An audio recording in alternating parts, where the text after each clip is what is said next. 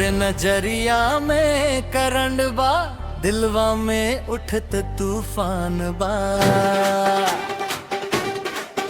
एक मुस्की ही पसहार गइल बानी, तू ही अब हमर पहचान बा।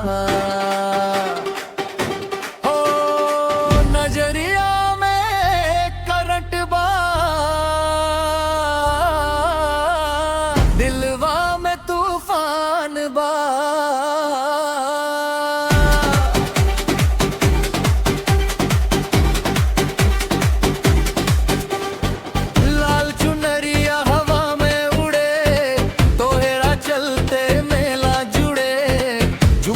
चमके पायल बजे, दिलवा हमार धीरे साजे।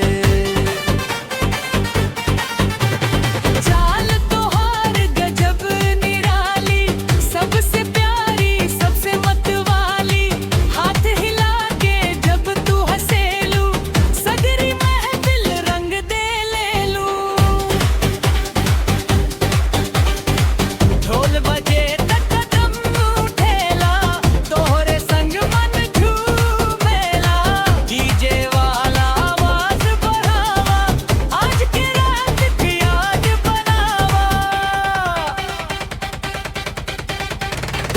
नजरिया में करंट बा, दिलवा में उठत तूफान बा।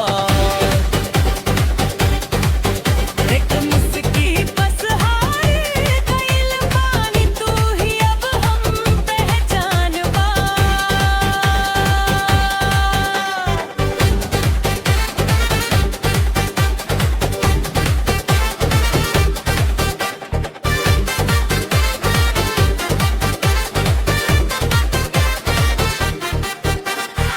रंग बिरंगी रोशनी छाई, तोहरे यादा सबके भाई।